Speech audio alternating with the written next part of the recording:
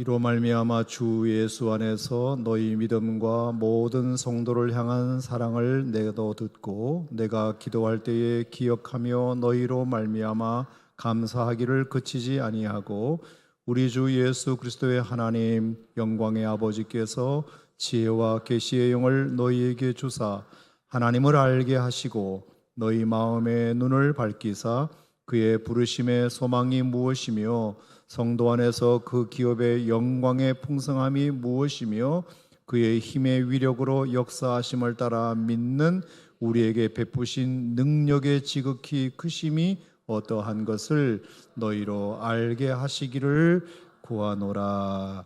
아멘. 오늘 말씀을 통해서도 하나님이 여러분들에게 깨닫는 지혜를 또 성령이 교회들에게 하시는 말씀을 들으시기를 축복합니다. 자, 오늘 말씀도 지난주에 이어서 동일한 제목으로 바울의 기도 두 번째 말씀을 좀 함께 나누겠습니다. 자, 바울은 오늘 이 본문 말씀을 통해서 이제 구원받은 성도들에게 또 구원의 비밀과 구원의 크기와 구원의 경륜을 알게 된 성도들에게 간곡히 부탁하는 그 부탁의 말을 이제 하고 있지 않습니까? 그것을 기도로. 그래서 16절에 보면 내가 기도할 때에 내가 너희를 위해서 기도하는 제목이 있다 그렇게 말을 했고요. 19절 끝에도 보면 구하노라 너희로 알게 하시기를 구하노라. 내가 그렇게 에베소 교회 성도들 당신들을 위해서 내가 이렇게 기도하노라 이렇게 말한 것을 보면 분명히 바울이 에베소 교회 성도들을 위해서 기도하고 있는 내용이 분명해 보입니다. 자, 그러면 그 기도 제목이 뭐냐를 이렇게 볼 때 거기에 이렇게 되어 있어요. 17절 말씀 끝에 보면 너희에게 주사 하나님을 알게 하시고 19절 끝에도 보면 너희로 알게 하시기를 구하노라. 자, 바울의 기도의 대략적인 제목은 주제는 뭐냐면 너희가 하나님을 알기 원한다. 하나님이 어떤 분이신지 알기 원한다. 이런 기도를 에베소 교회 성도를 위해서 하고 있는 것 같습니다. 여러분, 신앙은 모름지기 하나님을 알아가는 과정이라고 생각하는데 여러분 동의가 되십니까? 신앙은 하나님을 알아가는 과정이잖아요. 왜 하나님을 아는 것이 우리 신앙생활에 중요할까요? 우리가 사람이든 하나님이든 아는 만큼 그를 대하는 태도가 달라지기 때문입니다. 내가 그 사람에 대해서 얼마나 많이 아느냐, 진실되게 아느냐를 따라서 내가 그 사람을 대하는 태도가 달라집니다. 그렇죠.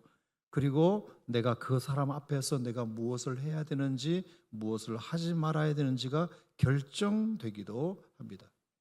여러분, 우리가 하나님을 모르기 때문에 하나님 앞에서 하나님을 대하는 태도도 불량하고 하나님을 대하는 태도가 부실하고 진지하지 못하고 신실하지 못한 이유도 있거든요.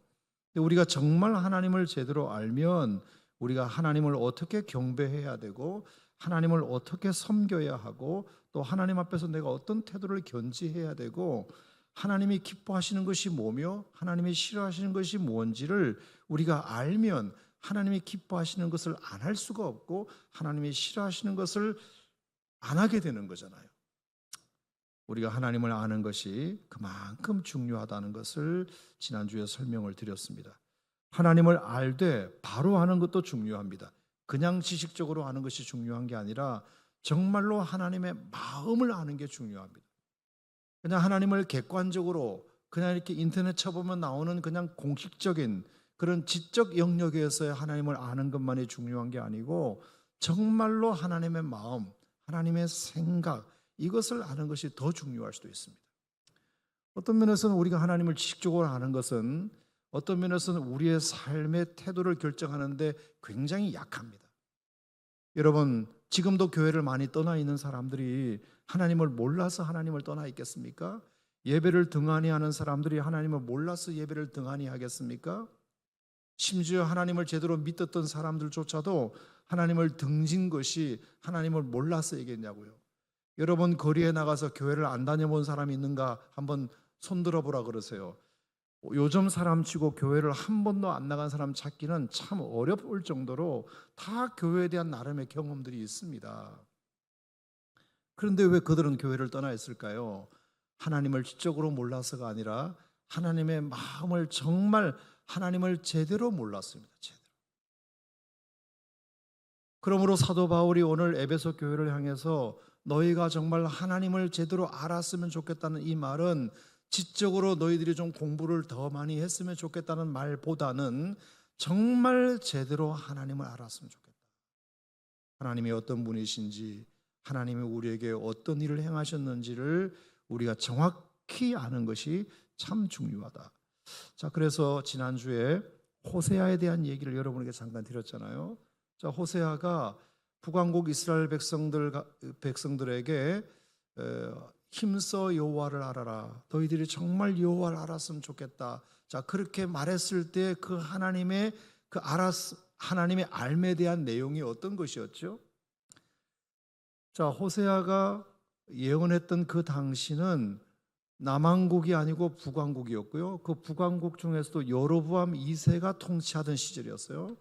그 여로보암 2세가 통치하던 시절은 두 가지가 극단이었는데 첫째는 가장 부강했고 또 하나는 가장 타락했을 때였어요. 아이러니하죠. 가장 부강했을 때가 가장 타락했을 때. 아이러니한 것 같지만 사실 이거는 굉장히 밀접한 관계가 있습니다. 가장 부강했을 때 가장 우상을 많이 섬겼다. 그 사실 앞에서 호세아 선지자가 그 백성들을 향하여 외친 외마디 말씀이 뭐였느냐면 너희가 하나님을 정말 모르는구나. 힘써 여호와를 알아라. 하나님을 제대로 알면 어떻게 그럴 수 있느냐 이렇게 얘기를 한 것을 보면 우리가 하나님을 정말로 제대로 알면 절대로 그럴 수 없다. 북왕국 이스라엘 백성들이 하나님을 지적으로 몰라서가 아니라 하나님을 제대로 알지 못했기 때문에 그랬다고 말씀을 드렸습니다. 자, 그것이 뭐였느냐? 굉장히 재미있었는데요. 자, 호세아 선제를 통해서 하나님께서 어떤 명령을 하셨죠? 고멜이라는 여자를 취하여 아내로 삼고 결혼을 해라 그랬잖아요. 여러분이 고멜이라는 여자는 죄송한 표현이지만 어쨌든 어디 뭐 이런 사창가 같은 데서 이제 일하는 기생이라고 표현되는 그런 여인이었습니다. 그런데 호세아라는 거룩한 선지자의 아내가 되라고 하나님이 명령을 하셔서 그렇게 결혼을 했습니다. 하나님이 이유가 있었어요. 그래서 세 자녀를 낳았는데 첫 번째 아들이 이스르엘, 두 번째 딸이 로루하마, 세 번째 아들이 로암미였어요. 자, 이스라엘이라는 말은 하나님이 이스라엘 백성들을 흩으셨다 그런 뜻이었어요. 흩으셨다. 로루하마라는 말은 하나님이 더 이상 백성들을 불쌍히 여기지 않으신다 그런 뜻이에요. 로암미라는 말은 하나님이 더 이상 너희들은 하나님의 백성이 아니다 그런 뜻입니다. 자, 그러니까 하나님의 진노가 그 세 아이를 통해서 드러나 표현한 거죠. 하나님이 이스라엘 백성들을 향하신 마음을 그렇게 표현한 겁니다. 이스라엘 백성들을 하나님이 다 흩어버릴 것이다. 너희들을 긍휼히 여기지 않을 것이다. 더 이상 너희들은 내 백성이 아니다. 호세아와 고멜을 통해서 낳은 그 세 자녀를 통해서 하나님이 이스라엘 백성을 향하신 진노의 메시지를 전하고 있는 겁니다. 그게 하나님의 마음이었어요. 하나님이 지금 되게 화가 나 있다는 말씀을 그 세 자녀를 통해서 말씀하시는 거란 말입니다. 자, 그런데 말입니다. 바로 하나님께서 어떤 논리적 근거도 없이 갑자기 하나님께서 그러나 라는 역접 관계 대명사를 거기다가 딱 붙이시면서 접속사를 붙이시면서 하나님께서 그러나 내가 너희들을 향하여 내가 바뀐 생각을 너희들에게 전하겠다. 그러면서 이스르엘이라는 그 말의 의미를 재해석하셨어요. 재정의하셨습니다. 원래 이 흩은다는 이스라엘이라는 말은 흩는다는 말도 되지만 뿌린다는 말도 되거든요. 내가 이전까지는 이스라엘 백성들 너희들을 내가 다 흩어버릴 거야 이렇게 정의했지만 나는 다시 이 말을 이렇게 정의하겠다. 흩는다는 말은 씨를 뿌린다는 말도 되기 때문에 내가 씨를 뿌리듯이 너희 백성들을 번창시키겠다 이렇게 해석을 하신 거예요. 그리고 로루하마라는 그 딸의 이름에 로자를 빼버리면서 루하마, 내가 너희들을 다시 긍휼히 여기겠다. 그리고 로암미, 로자를 빼버리면서 암미, 너희들을 다시 내 백성 삼겠다. 이렇게 하나님이 이제 한 입으로 두 말씀을 하신 거예요. 자, 앞에 있는 말씀은 하나님께서 잔뜩 화가 나 있다는 것을 표현하신 거고, 뒤에서 하나님이 해석하신 내용은 그럼에도 불구하고 내가 너희들을 용서하겠다는 뜻인 거죠. 여러분, 이 두 메시지의 시간 순서를 가만히 보시면 하나님의 진짜 마음이 뭔지를 알 수 있어요. 처음에는 하나님의 진노로 하나님이 그렇게 말씀하셨지만, 그렇지만 내가 너희들을 어떻게 그렇게 벌할 수 있겠니? 너희들을 봐서는 내가 하나님이 화가 나 있는 것은 너무나 당연지사이지만 그래도 내가 너희들을 사랑하잖아. 내가 너희들을 어떻게 흩어질 수 있겠니? 오히려 흩을 것이 아니라 씨를 뿌리듯이 너희들의 백성을 더욱더 번창하게 할 것이며, 너희들을 다시 긍휼히 여길 것이며, 너희들은 다시 내 백성이 될 것이다. 이렇게 그것을 마지막으로 두 번째 말씀하신 내용을 보면 하나님의 진짜 마음이 뭐죠? 앞에 방점이 있나요? 뒤에 방점이 있나요? 뒤에 방점이 있는 거란 말입니다. 저는 호세아를 읽을 때마다 계속 의아했던 것이 뭐냐? 왜 뒤에 말을 앞에다 하시고 앞에 말을 뒤에다 하셨으면 더 효과가 있었을 텐데. 다시 말하면 내가 너희들을 볼 때 지금까지 내 생각은 너희들을 번성케 하고 너희들을 내가 긍휼히 여길 것이며 내가 너희들을 늘 언제나 내 백성으로 삼을 거라고 내가 말했지. 하지만 너희들이 하는 행동을 봐서는 내가 그 말을 바꿀 거야. 내가 너희들을 흩어버릴 거야. 내가 더 이상 너희들을 긍휼히 여기지 않을 거야. 너희들은 이제 내 백성이 아니야. 이렇게 하나님께서 겁을 주고 엄포를 놔야 백성들이 정신을 차리고 회개하고 돌아올 텐데, 왜 하나님은 순서를 그렇게 하지 않으시고 말씀드린 것처럼 거꾸로 이렇게 하셨을까? 여러분, 우리가 아이들을 혼낼 때나 선생님이 학생들을 혼낼 때 너희들 그렇게 하면 선생님한테 혼날 줄 알아? 그래 말을 듣잖아요. 내가 너희들을 정말로 사랑하는데 너희들이 지금 이렇게 하면 내가 혼낼 거야, 이렇게 결론을 내려야 아이들이 겁을 먹고 자세를 바로 할 것 아닙니까? 근데 하나님은 그렇게 말씀하지 않으시고 내가 너희들을 혼내려고 마음을 먹었는데 내가 너희들을 혼내지 않기로 결정했어. 이렇게 말하면 선생님의 권위가 떨어지잖아. 애들이 말을 듣냐고. 여러분, 저는 이것이 우리에게 두 가지 의미를 준다고 생각해요. 첫 번째는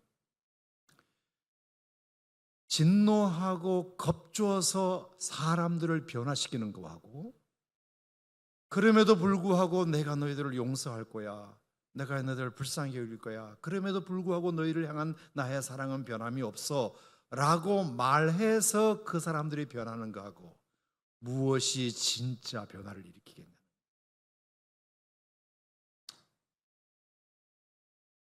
저는 하나님이 우리를 혼낼 줄을 몰라서가 아니라, 우리가 잘못을 하지 않아서가 아니라, 하나님의 진짜 마음은 우리가 하는 것을 봐서는 반드시 하나님이 진노하셔야만 마땅하고 백성들 끝까지 끝 흩어버리셔야 마땅하고 긍휼히 여기지 않으셔도 상관없고 그 백성들을 당신의 백성 삼지 않으셔도 우리는 할 말이 없지만, 하나님의 진짜 마음은 내가 혼낼 수 있는 충분한 조건과 상황이 됨에도 불구하고 내가 너희들을 사랑하는 마음이 혼내고 싶어하는 마음보다 더 크기 때문에 내가 그렇게 말하는 거야 라는 마음을 우리가 알면, 여러분, 우리가 하나님이 우리를 혼내겠다고 하실 때보다 사실은 우리가 더 그 마음을 들어야 되잖아요. 그죠?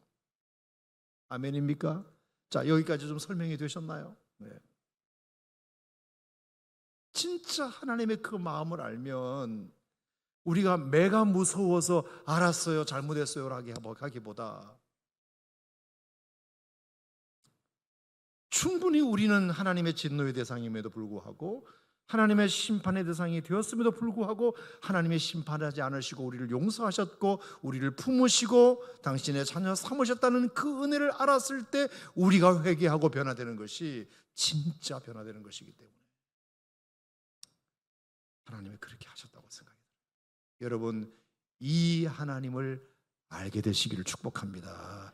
이 하나님을 아셨으면 좋겠어요.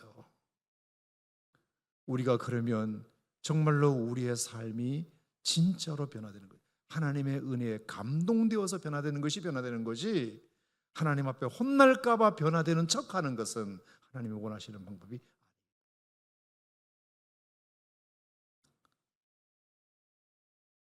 여러분, 하나님은 공의의 하나님이시지만 동시에 사랑의 하나님, 공의의 하나님보다 사랑의 하나님을 더 자신의 진짜 캐릭터로 우리에게 말씀하시는, 여러분 그 하나님의 사랑을 여러분이 아신다면 우리가 그 하나님 앞에 녹아지고 그 하나님 앞에 진정으로 변화되고 그 하나님 앞에 회개하는 그런 은혜가 있었으면 좋겠다, 그렇게 생각하는데, 믿으시면 아멘.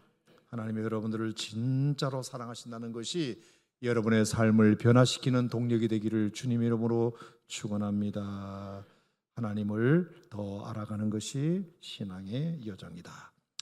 자, 그래서 오늘은 더 구체적으로, 그러면 어떤 하나님, 하나님의 무엇을 알았으면 좋겠는가를 바울은 기도했을까를 오늘 이 시간 한번 잠깐 살펴볼까 하는데요.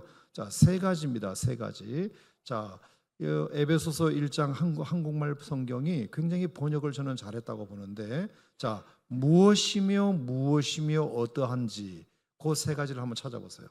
자, 첫 번째, 어떤 하나님의 무엇을 알기를 바울은 원했느냐. 자, 18절 첫 번째 다 같이 읽어봅시다. 시작. 너희 마음의 눈을 밝히사 그의 부르심의 소망이 무엇이며, 이 무엇이며가 나중에 너희로 알게 하시기를 원하노라는 문장에 연결되는 겁니다. 그의 부르심의 소망이 무엇인지 너희로 알게 하시기를 구하노라가 첫 번째예요. 부르심의 소망이 무엇인지. 자, 두 번째는 성도 안에서 그 기업의 영광의 풍성함이 무엇인지 너희가 알기를 원하노라. 자, 두 번째 무엇은 뭐냐? 성도 안에서 기업의 영광의 풍성함이 무엇인지 알기 원하노라. 세 번째는 뭐냐? 19절에 그의 힘의 위력으로 역사하심을 따라 믿는 우리에게 베푸신 능력의 지극히 크심이 어떠한지를 너희가 알기를 원하노라. 요 세 가지예요. 자, 첫 번째는 뭐라고요? 부르심의 소망이 무엇인지 너희가 알기 원하노라. 두 번째는요, 그 기업의 영광의 풍성함이 무엇인지 너희가 알기 원하노라. 그리고 세 번째는요, 그가 베푸신 능력의 지극히 크심이 어떤지를 너희가 알기 원하노라. 요 세 가지예요. 사도 바울이 에베소 교회를 향해서 기도하면서 이 세 가지를 너희들이 꼭 알았으면 좋겠다. 이 알미 너희들의 삶에 얼마나 도움이 되는지 모른다, 그 얘기입니다. 자, 첫 번째, 부르심의 소망이 무엇인지 너희가 알기 원하노라 그랬습니다.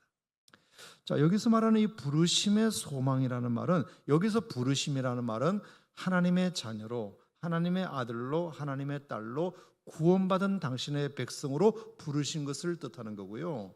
소망이라는 말에 다른 단어로 표현하면 목적 또는 기대를 의미하는 겁니다. 자, 그러면 부르심의 소망이라는 말은 뭘까요? 너희를 구원받은 백성으로 하나님이 불러주신 목적, 기대, 이유가 무엇인지 알았으면 좋겠다, 그 뜻입니다. 하나님이 우리를 구원하시고 억만 죄 가운데서 우리를 구원하시고 사탄의 노예 가운데 있는 우리를 하나님의 자녀로 삼으신 그 하나님의 부르심. 여러분, 에클레시아라는 말이 그런 뜻이잖아요. 에클레시아라는 말이 원래 교회라는 헬라어 단어인데 에크라는 말이 아웃 오브예요. 밖으로. 클레시아라는 말은 부름받은 사람들이에요. 밖으로 부름받은 사람이거든요. 하나님께서 사탄의 노예 가운데 있는 사람들을 거기서 건져내어 주님께로 우리를 부르셨다. 그게 부름받은 사람들의 모임을 에클레시아 교회라고 말하는데, 자, 하나님께서 우리를 구원받은 백성으로 부르신 하나님의 소망, 하나님의 기대, 하나님의 이유, 하나님의 목적이 무엇인지를 너희가 먼저 알기를 원한다. 여러분, 하나님께서 여러분들을 구원하신 데는 분명한 이유가 있어요. 분명한 기대가 있습니다. 분명한 목적이 있습니다. 자, 그것을 우리는 아는 것이 중요한데요. 자, 성경에 아주 좋은 성경 구절이 하나 있는데, 자, 우리 베드로전서 2장 9절을 한번 찾아볼까요? 자, 에베소 1장에다가 손가락을 껴 놓으시고, 자, 베드로전서 2장을 한번 보겠습니다. 자, 베드로전서 2장에 보면 하나님이 우리를 구원받은 백성으로 부르신 이유가 명확하게 나와요. 자, 베드로전서 2장. 자, 우리 9절을 다 같이 한번 읽어보겠습니다. 베드로전서 2장 9절. 자, 다 같이 한번 읽어볼까요? 시작. 그러나 너희는 택하신 족속이요 왕같은 제사장들이요 거룩한 나라요 그의 소유가 된 백성이니 이는 너희를 어두운 데서 불러내어 그의 기이한 빛에 들어가게 하신 이의 아름다운 덕을 선포하게 하려 하심이라. 아멘. 자, 하나님이 우리를 어떻게 부르셨다고요? 택하신 족속으로 부르셨다. 아멘입니까? 왕 같은 제사장으로 부르셨다. 아멘입니까? 거룩한 나라로 부르셨다. 아멘입니까? 그의 소유된 백성으로 부르셨다. 아멘입니까? 자, 그 부르심에 소망이 있는 겁니다. 부르심에 기대가 있는 거예요. 부르심에 목적이 있는 겁니다. 그게 이는 영어에 so that may 용법이 있어요. 이는 뭐뭐 하려 함이니라. 주어가 어떤 목적을 가지고 이 행동을 했다 했을 때 그런 표현을 쓰잖아요. 이는 너희를 어두운 데서 불러내어, 하나님께서 우리를 어두운 세상 가운데서 마귀의 노예 가운데서 우리를 불러내어 그의 기이한 빛에 들어가게 하신 자의 아름다운 덕을 선포하는 것이 소망이다, 기대다, 이유다, 목적이다.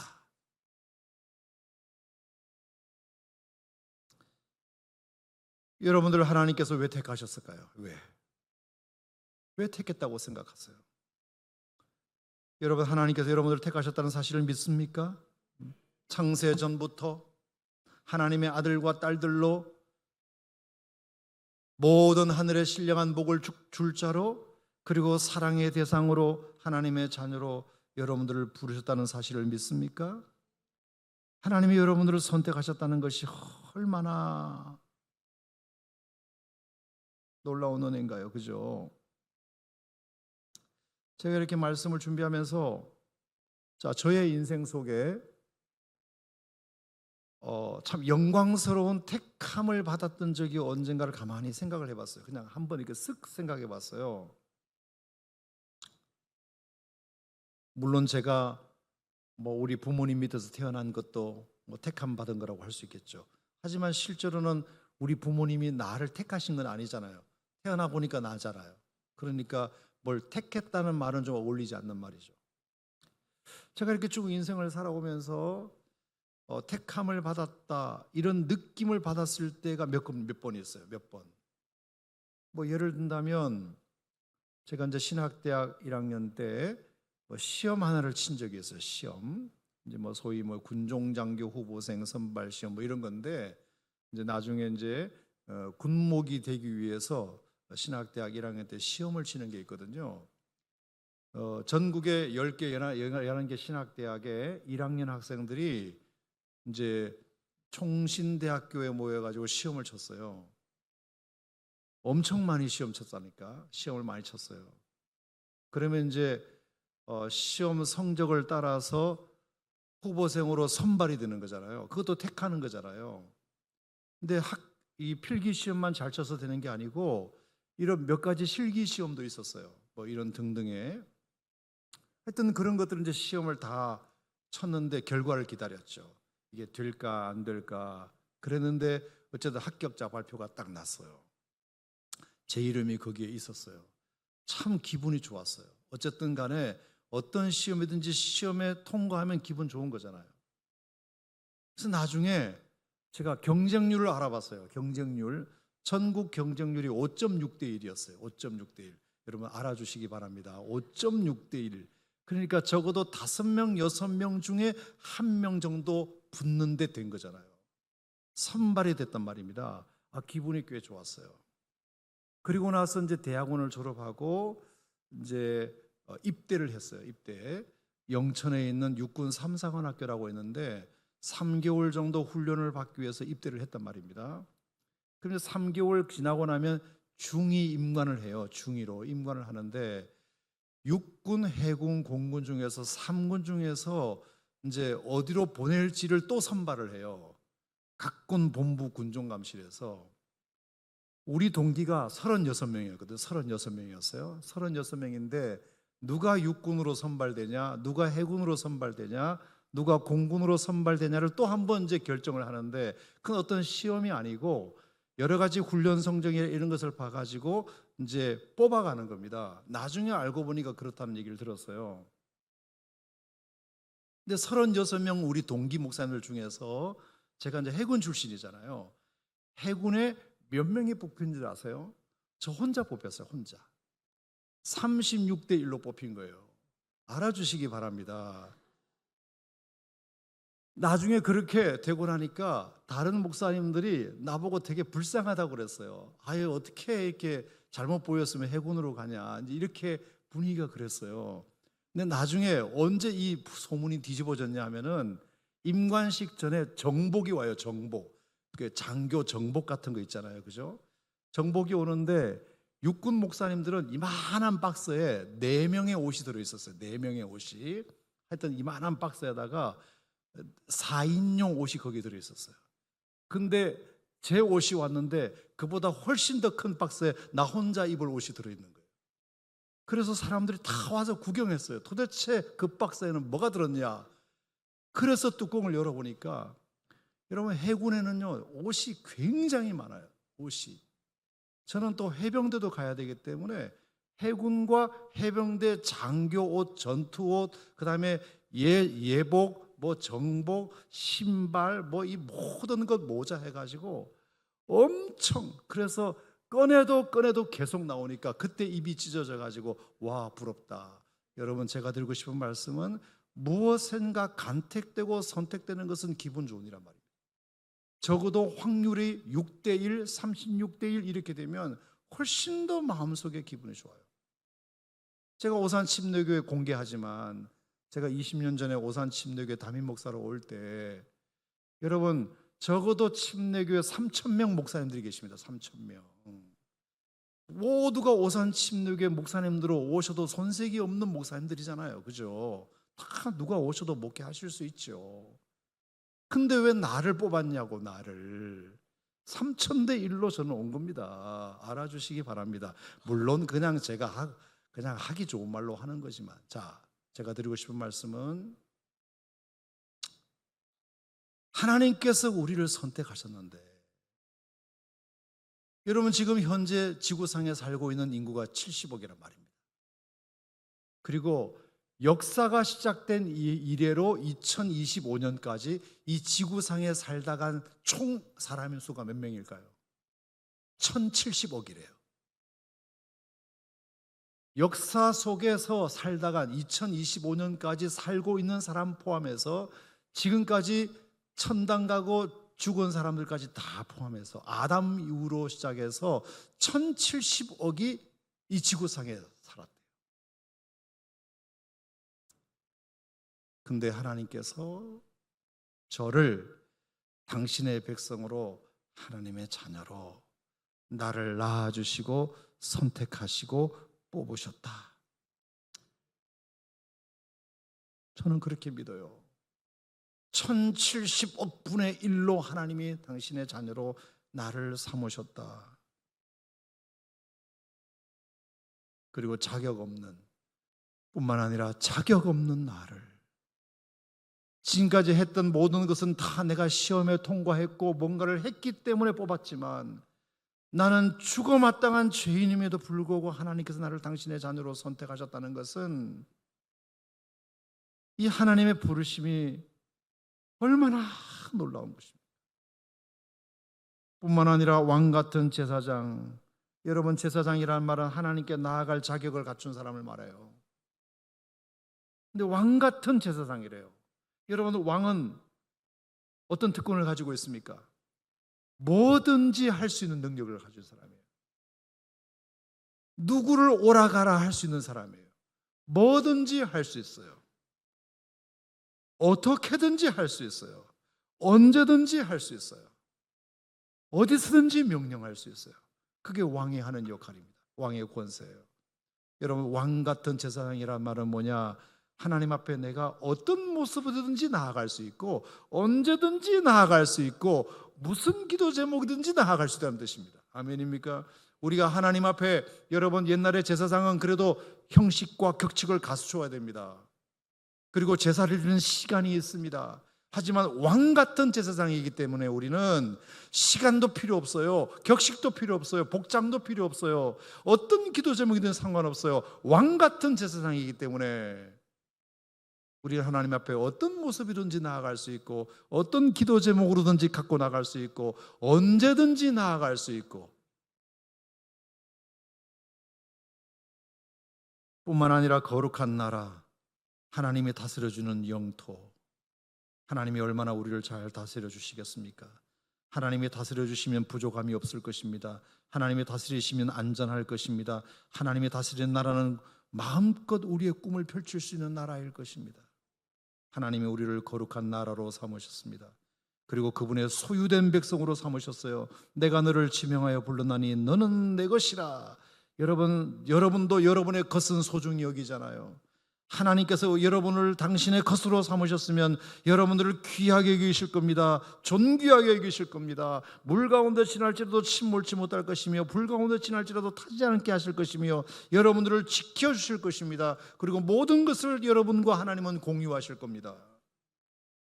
하나님의 생각을 공유하고 하나님의 마음을 공유하고. 자, 베드로전서 2장 9절에 있는 하나님이 우리를 어떻게 부르셨느냐? 택하신 족속으로 부르셨다. 왕 같은 제사장으로 부르셨다. 거룩한 나라로 부르셨다. 그분의 소유된 백성으로 부르셨으니 이 놀라운 특권에 하나님의 부르심의 이유가 왜 없겠냐? 기대가 왜 없겠냐? 소망이 왜 없겠냐? 목적이 왜 없겠냐? 그러므로 이는 너희를 어두운 데서 불러내어 그의 기이한 빛에 들어가게 하신 자의 아름다운 덕을 선포하게 하려 하심이라. 자, 선포한다는 말은 두 가지 의미예요. 첫 번째, 선포는 찬양하는 것입니다. 찬양. 하나님이 우리를 이렇게 부르셨으니 날마다 그 은혜를 찬양하게 하기 위함이라. 구원받은 백성들이 해야 할 가장 중요한 일은 날 구원하신 하나님을 찬양하는 것입니다. 매 순간마다 주님을 찬양하는 것이에요. 이 백성은 내가 나를 위하여 지었나니 나의 찬송을 부르게 하려 함이니라.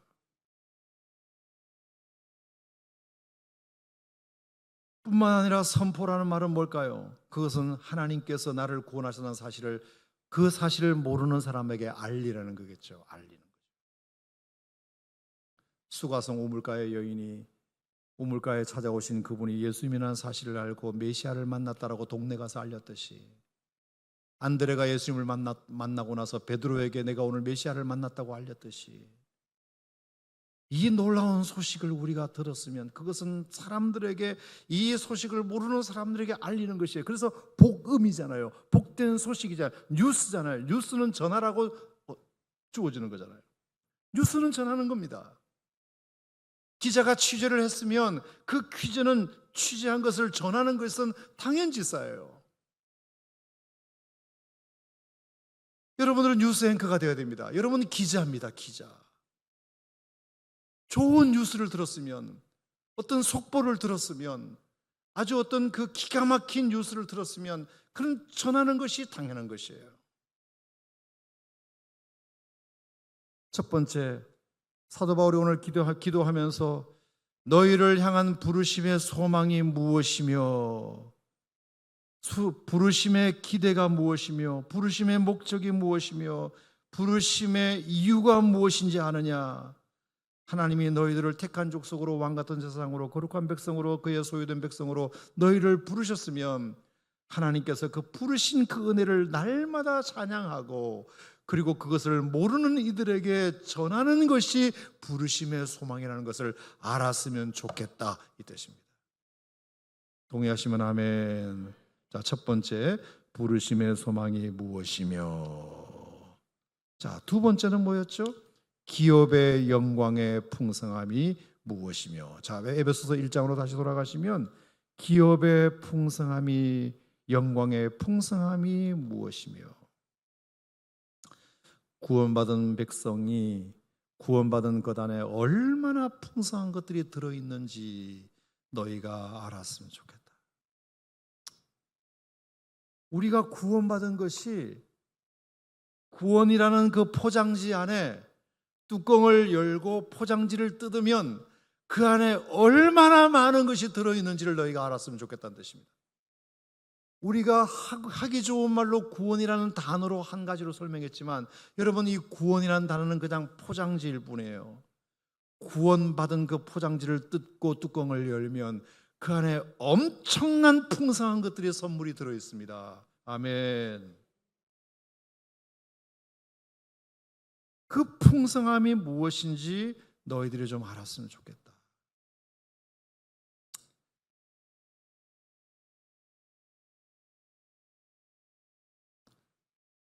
여러분, 제가 가끔 필요 조건과 충분 조건 이런 단어를 좀 쓰는 것을 좋아하는데요. 자, 우리 인간에게 살아가는 데 있어서 필요한 조건이 있고 충분한 조건이 있죠. 자, 우리 인생의 필요 조건은 뭐예요? 우리 인간이 생명을 유지하고 살아가는 데 있어서 꼭 필요한 것이 뭐가 있나요? 의식주죠, 의식주. 옷이 필요하고 먹을 것이 필요하고 집이 필요하잖아요. 요즘은 거기다가 이제 핸드폰도 필요하잖아요. 핸드폰도 필요하고 자가용도 필요하고 돈도 필요하고 직장도 필요하고 그 필요한 것들이죠. 우리가 삶을 기본적으로 영위하는 데 있어서 필요한 것들이 있습니다. 그 필요한 조건도 우리에게 필요하죠. 정말로 필요한 조건은 필요한 만큼 있어야 돼요. 필요한 만큼 있어야 됩니다. 근데 여러분, 인간이 진정으로 행복해지는 데 있어서 필요 조건만 필요한 만큼 있는다고 해서 우리 인간이 충분하진 않아요. 의식주가 완벽하고 스마트폰을 최신 스마트폰을 가지고 있고 그리고 좋은 자가용을 가지고 있고 돈을 쓸 만큼 가지고 있다 손치더라도 뭔가 인간에게 그것이 구비되어 있다 하더라도 우리가 충분하다고 말하진 않아요. 우리에게는 다른 조건이 필요해요. 그걸 충분 조건이라고 해요. 충분 조건. 우리 인간을 충분하게 하는 조건. 예컨대 뭐가 있을까요? 사랑이죠, 사랑. 인간은 사랑을 먹고 살아야 돼요. 사랑을 먹어야 충분하다고 말해요. 행복하다고 말해요. 돈이 조금 더 있다고 해서 옷을 백화점에서 비싼 옷을 사 입었다고 해서 행복하다고 말하진 않아요. 기분 좋다고 말할 수는 있어도 멋있다고 표현될 수는 있어도 그걸 행복하다고 말하진 않아요.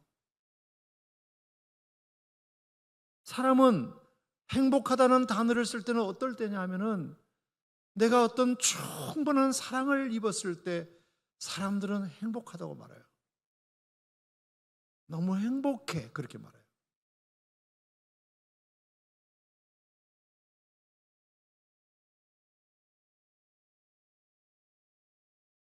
그뿐입니까? 우리에게 기쁨이 있을 때, 너무 마음이 기쁠 때, 어떤 일이 생겨서 내가 정말로 마음에 감당할 수 없는 그 기쁨이 생겼을 때 사람들은 행복하다고 말하잖아요. 왜? 그 기쁨이 우리 인간을 충분하게 만드는 조건이거든요. 그런가 하면 평안도 마찬가지예요. 평안. 내 마음이 너무 편안해. 마음이 너무 편안해.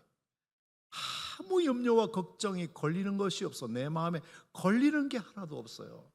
마음이 너무 평안해. 그런 사람들이 행복하다. 요즘 목사님 참 마음이 편안해요. 그래서 행복해요. 자, 이렇듯 우리 인간에게 필요한 조건은 필요한 만큼 있어야 되지만 충분한 조건은 충분히 있어야 됩니다. 충분 조건이 모자라면 필요한 조건이 충족되어도 행복하지 않다고 말해요. 자, 그렇다면 여러분, 기업의 영광의 풍성함이 무엇이며 너희들이 이것을 알면 좋겠다고 주님이 말씀하셨는데, 이 말은 구원받은 것 안에 얼마나 하나님이 풍성한 선물을 많이 담으셨는지를 너희가 알았으면 좋겠다, 그 뜻입니다. 여러분, 예수 믿고 구원받은 백성들에게는, 여러분, 구원이라는 그 속에는 하나님의 사랑이 전제되어 있는 거잖아요. 억만죄악에서 허덕이고 있는 우리를 하나님의 사랑으로 우리를 건져내신 거잖아요. 여러분, 이것은 우리가 이 세상에서 그 어떤 누구로부터 받은 사랑과 비교할 수 없는 사랑이잖아요. 아멘입니까, 여러분? 그 사랑을 우리가 경험했단 말입니다. 그러므로 그 구원의 보따리 안에는 그런 사랑이 있는 거예요. 사랑이 있는 겁니다. 하나님이 세상을 이처럼 사랑하셔서 독생자를 주셨답니다. 하나님의 그 사랑으로 말미암아 여러분들을 멸망할 당할 자를 멸망하지 아니하고 영생을 얻게 하셨답니다. 여러분, 이런 사랑이 구원받은 그 보따리 안에 들어있다는 것을 아시기 바랍니다. 풍성한 사랑이 그 안에 있습니다. 풍성한 사랑, 다음 없는 사랑이 있습니다. 메마르지 않는 사랑이 있습니다. 퍼내어도 고갈되지 않는 사랑이 거기에 있습니다. 기쁨도 마찬가지입니다. 시편 4편 7절에 보면 주께서 내 마음에 두신 기쁨은 그들의 곡식과 새 포도주의 풍성할 때보다 더하니이다. 다윗이 압살롬에게 쫓길 때 했던 고백이에요. 압살롬에게 쫓기는 그 신세는 너무나도 한탄스럽고 너무나 창피하고 너무나 두렵지만 주께서 내 마음에 이미 두신 기쁨이 그들의 곡식과 새 포도주의 풍성할 때보다 더하나이다. 내가 왕좌에 앉아가지고 곡식과 포도주가 풍성해서 느꼈던 그 기쁨보다 주님이 내 안에 두신 기쁨이 훨씬 더 크다는 고백이에요. 여러분, 이 구원의 기쁨 속에, 구원의 선물 속에 이 기쁨도 풍성히 들어있다는 사실을 믿으시기 바랍니다. 바울이 그것을 알기 원한다 이 뜻입니다. 알기 원한다. 너희가 받은 그 구원의 보따리 속에 사랑도 들어있고 기쁨도 들어있고 소망도 들어있고 평안도 들어있고 용기도 들어있고 지혜도 들어있고 우리 인생을 충분하게 하는 그런 조건들이 다 구비되어 있다는 사실을 알아들었으면 좋겠다.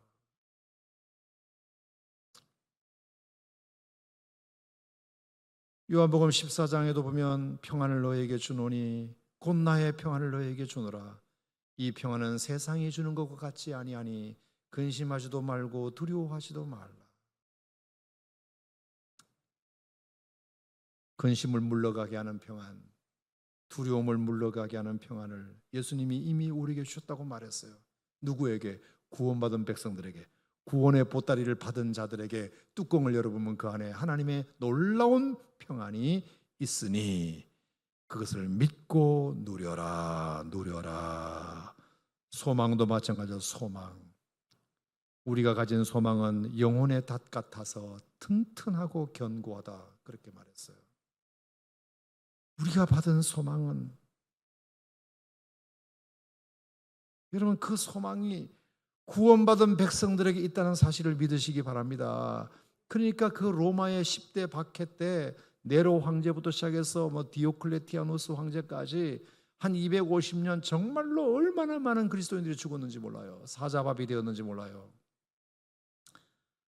하지만 그 그리스도인들이 장렬하게 순교한 이유는 하늘의 소망이 있기 때문에 전사 죽은 거잖아요.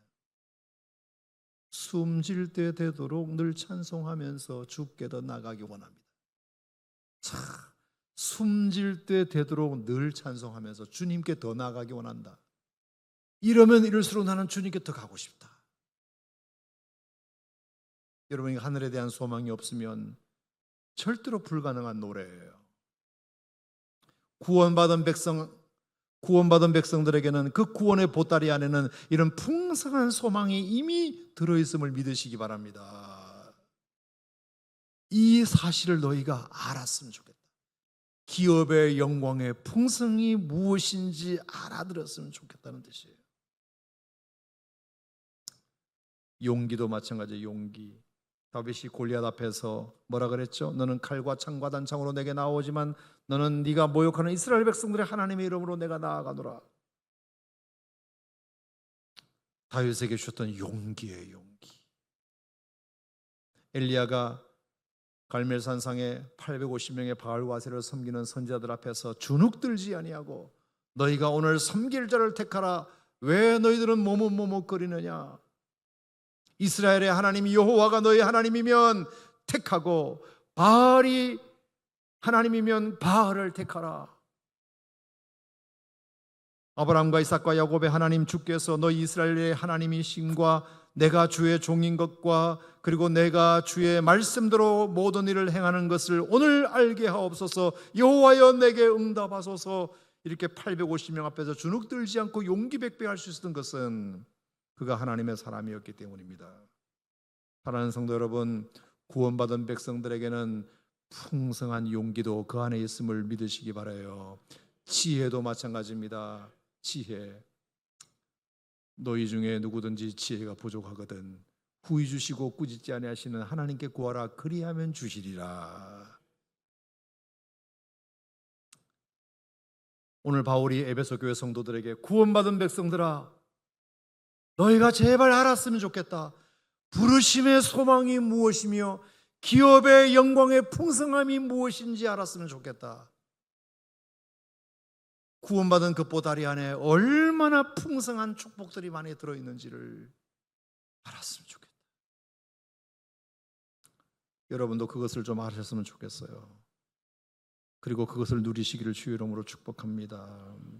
자, 그리고 이제 마지막으로 세 번째, 사도 바울이 무엇을 좀 알기를 원했죠? 그분이 우리에게 베푸신 능력의 지극히 크심. 능력의 지극히 크심이 어떠한지 너희가 알기 원하노라. 능력. 구원받은 백성들에게 주신 하나님의 능력이 무엇인지 알았으면 좋겠다. 우리가 구원받으면서 받은 능력이 있습니다. 구원받은 백성들에게 하나님이 주신 능력이 있습니다. 능력. 여러분, 능력은 뭡니까? 그것을 해내는 힘이잖아요. 그것을 해내는 힘을 능력이라고 말합니다. 능력이라고 말합니다. 구원받은 백성들에게 하나님께서 어떤 능력을 주셨어요. 능력. 지극히 크신 능력을 주셨어요. 우리가 그걸 너무 몰라요. 근데 하나님께서 우리에게 주신 그 능력의 크심을 알았으면 좋겠다라고 말했어요. 여러분, 그것이 얼마나 크면 빌립보서 4장에서 그렇게 말했습니까? 내게 능력 주신 자리에서 내가 모든 것을 할 수 있느니라. 주님이 나에게 능력을 주셨기 때문에 그 능력이면 내가 모든 것을 할 수 있을 것 같다. 그렇게 말했어요. 여러분들에게 이런 능력이 있다는 사실을 꼭 가르쳐 드리고 싶은데 제가 오늘 여러분들에게 네 가지 능력을 여러분에게 소개하고 마칠까 합니다. 자, 우리 빌립보서 4장 말씀을 한번 볼까요? 빌립보서 4장. 자, 어쨌든 에베소서나 빌립보서는 다 옥중서신이기 때문에 사도 바울이 하고 싶었던 말을 빌립보서에서도 썼다고 저는 믿거든요. 자, 거기 보면 빌립보서 4장 13절에 내게 능력 주신 자라서 내가 모든 것을 할 수 있다고 말했는데, 자, 그 능력, 하나님이 주신 능력이 뭔지를 가만히 빌립보서 4장을 보면 거기서 몇 가지가 좀 발견이 되는 것 같아요. 자, 4장 4절 말씀부터 7절까지만 우리 같이 한번 읽어볼까요? 4장 4절부터 7절. 자, 빌립보서 4장 4절부터 7절입니다. 시작. 주 안에서 항상 기뻐하라. 내가 다시 말하노니 기뻐하라. 너희 관용을 모든 사람에게 알게 하라. 주께서 가까우시니라. 아무것도 염려하지 말고 다만 모든 일에 기도와 간구로 너희 구할 것을 감사함으로 하나님께 아뢰라. 그리하면 모든 지각에 뛰어난 하나님의 평강이 그리스도 예수 안에서 너희 마음과 생각을 지키시리라. 아멘. 자, 여기서 여러분과 제가 한번 하나님께서 구원받은 백성들에게 이미 주신 능력 네 가지를 한번 찾아봤으면 좋겠어요. 뭐가 첫 번째 보이나요? 기뻐하라. 기쁨이죠. 어떤 상황 속에서도 기뻐할 수 있는 능력을 주셨다. 구원받은 백성들에게 여러분에게 어떤 능력을 주셨느냐? 기뻐할 수 있는 능력을 주셨다. 동의하시면 아멘. 주께서 내 마음에 기본적으로 두신 기쁨이 있어요. 하나님이 구원받은 백성들에게 주신 선물 같은 기쁨이 있습니다. 기쁨도 능력입니다, 여러분. 능력이에요.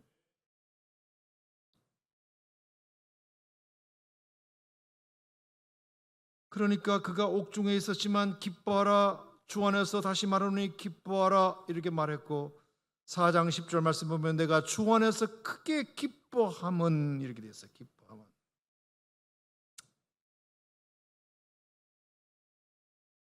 여러분 무엇이 기뻤을까요? 사도 바울에게 무엇이 그렇게 기뻤을까요? 저는 첫 번째 이 기쁨이라고 생각이 들어요. 그게 뭐냐? 내가 어떤 상황 속에서도 그 상황에 좌절하지 않고 그 상황을 통해서 내가 무언가를 배울 수 있었다는 것이 기쁘다. 자, 10절 말씀을 같이 읽어보세요. 10절. 자, 10절 보시면 이렇게 되어 있어요. 내가 주 안에서 크게 기뻐함은, 자, 기쁜 이유를 설명했습니다. 너희가 나를 생각하던 것이 이제 다시 싹이 남이니 너희가 또한 이를 위하여 생각은 하였으나 귀에는 없었느니라. 내가 궁핍함으로 말하는 것이 아니니라. 어떠한 형편에서도 나는 자족하기를 배웠노니 나는 비천에 처할 줄도 알고 풍부에 처할 줄도 알아. 모든 일 곧 배부름과 배고픔과 풍부와 궁핍에도 처할 줄을 아는 일체의 비결을 배웠노라. 자, 사도 바울이 주 안에서 기뻐하는 이유가 뭐라 그랬습니까? 그 기쁨의 이유가 뭐라 그랬죠? 내가 어떤 상황 속에서도 내가 배우는 기회로 삼고 있다는 것이 내가 너무 기쁘다. 이해가 되십니까, 여러분? 내가 배고프고 내가 비천에 처하고 내가 궁핍에 처할 때 그것 때문에 절망하고 낙심하고 원망하고 두려워하는 것이 아니라 그것을 통해서 내가 무언가를 배워가고 있다는 것이 너무 기쁘다는 겁니다. 내가 이렇게 성숙했구나. 내가 이렇게 성숙한 사람이었구나. 여러분, 저는 이 세상 교육이 조금 아쉬운 게 있는데 뭐냐 하면은, 자, 우리가 유치원 때부터 초등학교나 중고등부나 대학교를 이렇게 공부할 때 다 뭘 가르치느냐 하면은 실패하지 않는 방법을 가르쳐요. 맞아요? 틀려요? 네가 대학에 떨어지지 않으려면 이렇게 해야 돼. 이걸 가르치는 거잖아요. 다치지 않게 가르치는 거잖아요. 병들지 않게 가르치는 거잖아요. 떨어지지 않게 가르치는 거잖아요. 자, 이 세상의 모든 교육은 다 실패하지 않게, 떨어지지 않게, 뒤처지지 않게 고난을 피할 수 있는 방법을 가르치는 거예요. 여러분 유튜브에 보세요. 고난에 직면하는 방법, 실패하는 방법, 이걸 가르치는 것이 어디 있나요? 조금이라도 늙지 않는 방법, 병 걸리지 않는 방법, 실패하지 않는 방법, 사람들에게 뒤처지지 않는 방법을 가르치는 것이 세상 교육이에요. 자, 그러면 우리가 그 방법대로 다 실천해 가지고 완벽하게 단 한 번도 떨어본 적이 없고, 한 번도 병 걸린 적 없고, 한 번도 사고 난 적도 없고, 사람들에게 미움 당한 적도 없고, 한 번도 떨어져 본 적이 없는 그런 인생을 산 사람이 있다고 칩시다. 그러면 그 사람은 우리가 알아야 할 모든 세상의 지식을 다 완벽하게 배운 사람일까요?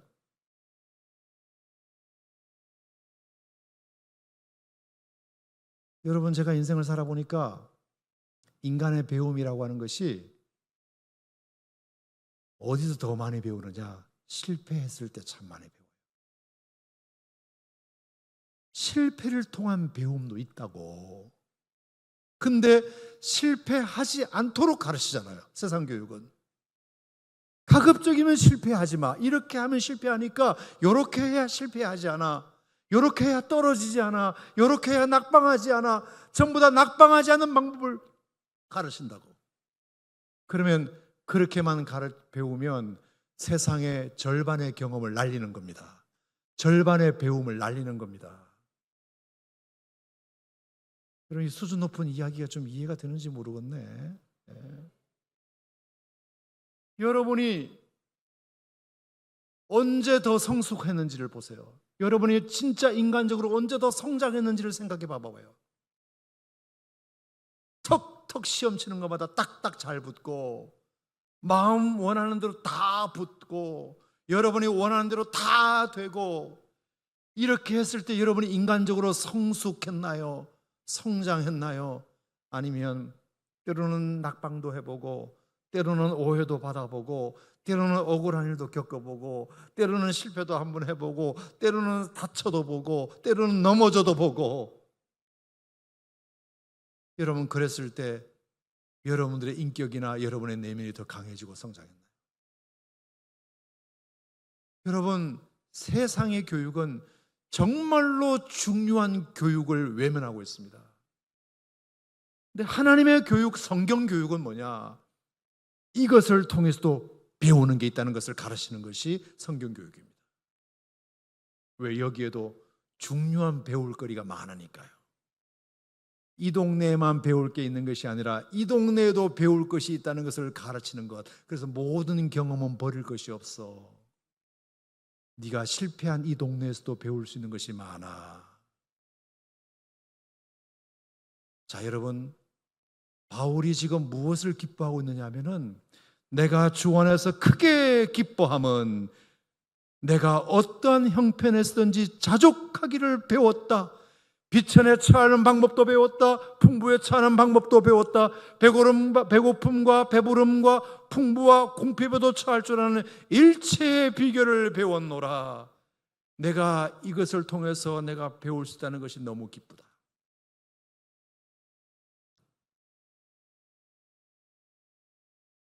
여러분, 이 기쁨의 능력, 이것이 기쁨의 능력이에요.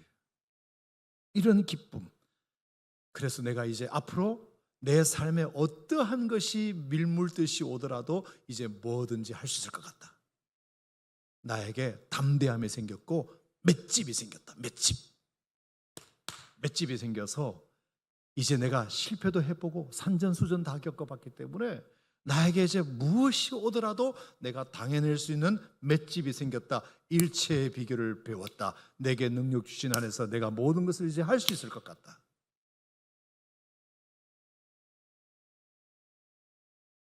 여러분, 이 기쁨이 여러분에게도 있기를 축복합니다. 능력의 지극히 크심, 구원받은 백성들에게 하나님이 주시는 능력입니다. 기쁨의 능력. 그 어떤 상황 속에서도 기쁨을 발견하는 능력, 진짜 기뻐할 것을 기뻐하는 능력이죠. 자, 두 번째는 뭐죠? 감사의 능력이죠. 감사의 능력. 빌립보 4장 6절 말씀에 보면, 아무것도 염려하지 말고 다만 모든 일에 기도와 간구로 너희 구할 것을 감사함으로 하나님께 아뢰라. 감사하는 능력. 어떤 상황 속에서도 감사하는 능력이 진짜 여러분에게 필요한 능력입니다. 아멘입니까? 여러분, 다니엘 얘기 너무 잘 알잖아요. 다니엘이 다리오 왕 때 총리였는데 악법을 만들었어요. 한 달 동안, 앞으로 한 달 동안 나 외에 다른 신에게 기도하거나 절하면 가차없이 사자굴에 집어던질 것이다. 왕의 조서에 어인이 찍힌 것을 알고도 다니엘은 자기 집에 돌아가서 어떻게 했다? 창문을 활짝 열어놓고 하루에 3번씩 전에 행하던 대로 하나님께 감사하였더라. 그 누가 봐도 감사할 수 있는 환경이 아님에도 불구하고 다니엘의 그 감사가 어떤 기적을 만들어냈는지 여러분 잘 아시잖아요. 결국에 들켜가지고 사자굴에 던져졌지만 하나님께서 사자의 입을 합주기가 됩시다. 합을 만드시사 갑자기 입맛이 떨어지게 만드시사 사자굴에서 건짐을 받게 하셨어요. 여러분, 감사도 능력입니다. 능력이에요. 여러분, 이거 서울대학 나온다고 해서 이런 능력이 생기는 거 아닙니다. 근데 성경을 제대로 배운 사람은 이런 능력을 가진 사람입니다. 어떤 상황 속에서도 감사하는 능력. 여러분, 그 능력의 지극히 크심이 뭔지를 알아라. 구원받은 백성들에게 하나님이 어떤 능력을 주는지 알아라. 모든 것을 기뻐할 수 있는 능력, 어떤 상황 속에서든지 감사할 수 있는 능력을 하나님이 선물로 주셨으니 그것을 알았으면 좋겠다. 그 다음에 또 뭐죠? 관용이에요, 관용. 5절 말씀에 보면 너희 관용을 모든 사람에게 알게 하라. 관용하는 능력. 관용은 뭐예요? 너그러움이죠, 너그러움. 너그러움이라는 말은 뭐예요? 내 입장에서만 보는 것이 아니라 상대방 입장에서도 보는 것이 너그러움이에요. 그러니까 나는 이해가 안 되는데 그 사람 말을 들어보니까 그럴 수도 있겠네, 이렇게 말하는 것이 관용이에요. 네가 그럴 수도 있었겠다. 충분히 그럴 수도 있었겠다. 여러분, 우리가 예수를 제대로 믿으면 이런 관용하는 마음이 생기는 것이 마땅합니다. 상대방의 입장에서 상대방이 뭘 원하는지를 캐치하는 능력이 관용이에요. 여러분, 옛날에 카르타고에 아주 유명한 명장이 그 한니발이라고 있었죠. 한니발 장군 있었죠. 그 한니발 장군이 애꾸눈이었어요. 한쪽 눈을 못 봤다고. 근데 자기가 초상화를 남기고 싶은데, 자기가 이제 싸움에서 승리한 장군이기 때문에 초상화를 남기고 싶어가지고 자기 그 나라에서 그림을 제일 잘 그리는 사람한테 내 초상화를 좀 그리라고 했어요. 그래서 이 사람이 초상화니까 정직하게 그려야 되잖아. 그래서 애꾸눈을 그대로 그렸어요. 그런데 모가지가 날아갔대요. 어떻게 내 애꾸눈을 그대로 그릴 수 있냐. 그래서 그 사람을 참수형시켰대요. 아니, 그리라고 해놓고 사실대로 그렸더니 참수형을 시킨 거예요. 그래서 두 번째 화가를 불렀어요. 다시 그려봐. 근데 첫 번째 화가가 애꾸눈을 그린 것 때문에, 사실대로 그린 것 때문에 참수형 당한 걸 아니까 자기는 두 눈을 멀쩡하게 그렸어요. 그랬더니 너도 죽어봐, 이렇게 해서 죽었어. 왜 가짜로 그렸어? 내가 분명히 눈이 한쪽이 없는데 왜 두 쪽 있는 걸로 그렸어? 그럼 어떡하라는 얘기야 도대체? 세 번째 화가가 뽑혀왔어요. 이럴 수도 없고 저럴 수도 없고, 애꾸눈을 그대로 그렸다가는 죽고, 그렇다고 해서 두 눈이 멀쩡하다고 그려도 죽으면 나는 어떻게 하면 좋을까 생각하다가 기가 막힌 지혜가 떠올랐다는 거 아닙니까? 자, 왼쪽에 애꾸눈이었거든요. 오른쪽은 멀쩡하잖아. 그래서 어떻게 그렸냐면은 이 모습을 그린 거예요. 이렇게 옆모습을 그린 거예요. 옆모습. 자, 옆모습을 그리면 오른쪽 눈은 살아있는 것으로 보이고 왼쪽 눈은 안 그렸기 때문에 거짓말도 안 하고, 한니발이 그 화가를 진짜 너는 내 마음을 아는 친구다, 상 줬대. 잘 그렸다고. 그래서 옛날 고대 그 화폐 그 동전에 보면요, 한니발의 초상화가 옆모습으로 나와요.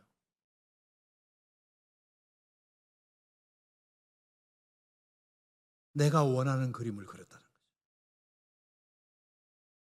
여러분, 관용이라고 하는 것은 상대방이 무엇을 원하는지를 캐치하는 능력, 상대방의 입장에서 보는 능력을 말해요.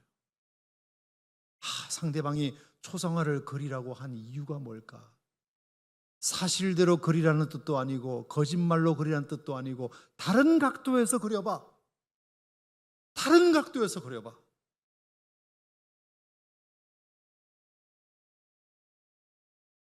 하나님께서 여러분들에게 관용의 능력을 주시기를 축복합니다.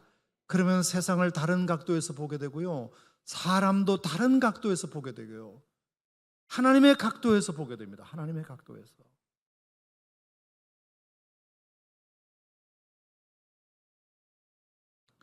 네 번째는 평강의 능력이에요. 빌립보서 4장 7절 말씀에 보면 모든 지각에 뛰어난 하나님의 평강이 그리스도 예수 안에서 너희 마음과 생각을 지키시리라. 여러분, 구원받은 백성에게는 하나님의 능력을 주셨는데요, 평강의 능력을 주셨습니다. 평강의 능력. 모든 상황 속에서 평안을 유지하는 것도 대단한 능력입니다. 아무리 유학 갔다 왔다고 하더라도 평안의 능력이 없는 사람이 많아요. 오히려 그런 사람일수록 불안해요. 이미 공부는 많이 했지. 사람들이 나를 기대하는 기대치는 크지. 그러므로 그 기대에 미치지 못하는 삶을 살고 있다고 싶으면 불안해합니다. 초조해합니다. 우울증 약을 먹을 수도 있어요. 불면증에 시달릴 수도 있어요. 사람들의 기대에 미치지 못한다고 생각하니까 마음의 평강을 잃어버릴 수 있어요. 두렵고 떨려요. 심장이 조여와요. 사람들이 나에게 기대하는 기대치가 있는데 내가 그 기대치에 미치지 못하는 것에 대한 불안한 마음. 여러분, 절대로 공부 많이 한다고 해서 마음의 평강을 유지하는 것과는 별개입니다. 하나님이 오늘 여러분들에게 평강의 능력을 주시기를 축복합니다. 평강.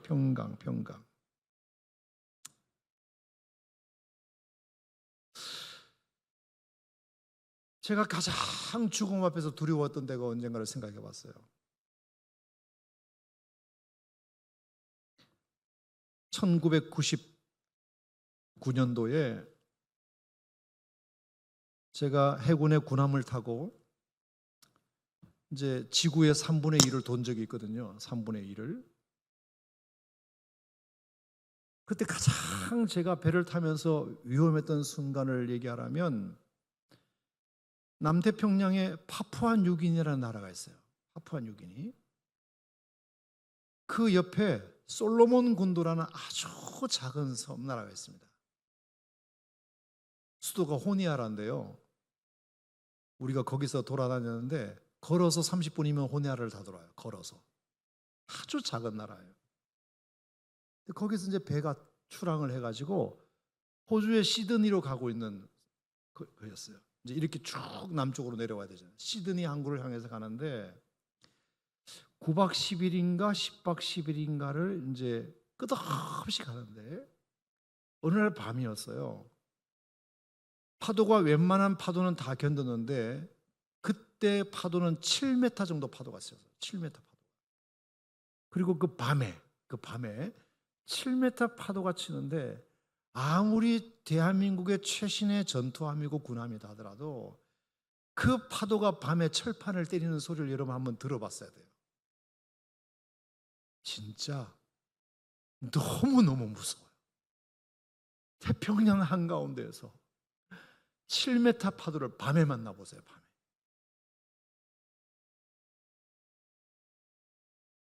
정말로 두렵기 끄지없어요. 정말 죄송한 표현인데 아마 다 그런 생각을 저도 했으니까 남들도 했겠죠. 아, 이러다가 태평양에 물귀신이 되겠구나 내가. 그러면 뉴스에 크게 나겠지. 그러면 저희 집사람하고 두 딸은 얼마쯤 보상이 나올까? 그거 가지고 먹고 살 수 있을까? 별 생각을 다. 나는 1계급 특진으로 순직 처리가 되겠지만 별 생각을 그 순간 다 하게 되는 것이 인간의 약함이죠.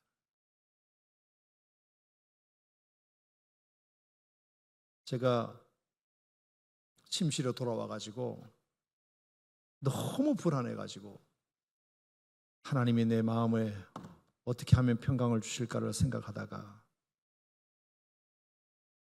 찬송가에 보면 유난히 바다에 대한 찬송가가 많아요. 그죠? 바다에 대한 찬송가가 많아요. 그래서 제가 찬송가 몇 장을 이렇게 뒤져봤어요. 뒤져보니까 이런 찬송가가 있더라고요. 큰 물결이 설레는 어두운 바다, 저 등대의 불빛도 희미한데 이 풍랑에 배저 항해하는 이 작은 배 사공은 주님이라. 큰 풍랑이 이 배를 위협하며 저 깊은 물 입 벌려 달려드나 이 바다에 노저 항해하는 이 작은 배 사공은 주님이라. 큰 소리로 물결을 명하시면 이 바다는 고요히 잠자리라. 저 동력에 환하게 밝아올 때 나 주 함께 이 바다 건너가리. 나 두려움 없네 두려움 없도다. 주 예수님 늘 깨어 계시도다. 이 흉흉한 바다를 다 지나면 저 소망의 나라에 이르리라. 이 노래 말고도 바다에 관한 찬송이 몇 가지 있는데 진짜 밤새 이 노래 불렀던 거예요. 밤새 또 부르고 또 부르고 또 부르고 이 불안을 잠재워 보려고. 여러분, 파도는 잔잔해지지 않았지만 내 마음이 잔잔해지는 것을 느꼈어요. 마음이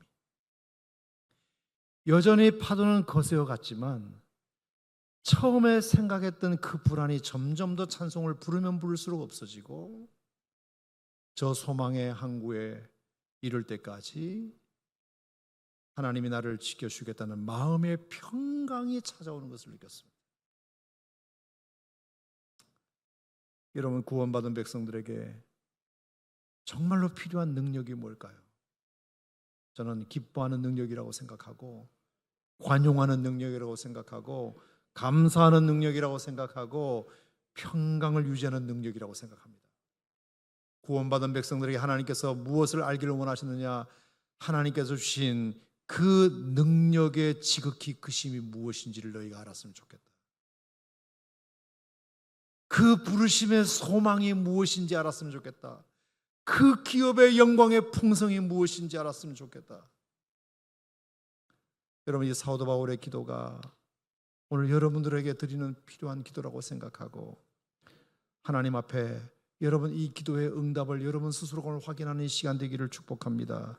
주님이 여러분에게 분명히 하나님께서 그 부르심의 소망이 무엇인지 알기를 원하고 그 기업의 영광의 풍성이 크심이 무엇인지를 알기 원하고 하나님이 여러분에게 능력의 지극히 크심이 무엇인지를 하나님이 알기를 원하시니 여러분이 이 사실을 여러분이 아셔서 여러분의 신앙생활 속에 절대로 그 누구에게도 지지 않는 함몰되지 않는 주님의 백성이 되기를 주님의 이름으로 축복합니다.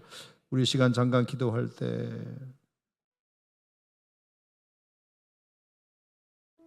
하나님 아버지, 우리가 정말로 우리가 주님을 지식적으로만 알지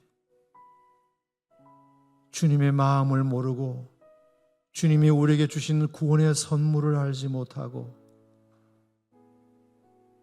부르심의 소망이 뭔지를 알지 못하고 그 기업의 영광의 풍성함이 뭔지를 알지 못하고 주님이 우리에게 베푸신 능력의 지극히 크심이 무엇인지를 알지 못하여 마치 아무것도 갖지 못한 사람처럼 너무나도 가난하게, 너무나도 궁핍하게, 너무나도 불안하게 살았음을 용서하여 주시옵소서. 우리가 구원받은 백성들에게 이토록 놀라운 것을 주님이 주셨다는 사실을 알고 아멘. 우리가 그 주님을 더 알아가기를 원합니다. 아멘. 그리고 그것을 경험하기를 원합니다. 아멘. 그것을 누리기를 원합니다. 아멘. 주여 우리에게 이 믿음을 허락하여 주셔서 아멘. 다른 것이 불비하고 다른 것이 좀 부족하고 다른 것이 좀 궁핍하고 모자랄지라도 하늘의 모든 신령한 복으로 우리에게 복 주시기를 원하셔서 창세전부터 우리를 택하시고 우리를 당신의 자녀 삼으시고 우리를 사랑해 주시고 예수님이 우리를 위하여 속량해 주시고 성령께서 우리를 인쳐 주시고 기업의 보정이 되오심으로 말미암아 우리에게 허락하신 이 구원의 선물 보따리 안에 얼마나 많은 풍성한 것들이 들어있는지를 알게 하여 주셔서 아멘. 평생 우리가 누려도 다 누리지 못하고 돌아갈 텐데 하나님 날마다 이것을 알게 하여 주시고 아멘. 누리게 하여 주시고 아멘. 발견하게 하여 주셔서 아멘. 아버지 그 은혜로 말미암아 살아가는 주님의 백성들이 되도록 도와주시옵소서. 아멘. 이 시간 우리가 찬양하고 기도할 때에 우리 가운데 이런 능력을 회복시켜 주시는 이 밤이 되기를 원하옵고 우리 주 예수님 이름으로 기도드리옵나이다. 아멘. 아멘.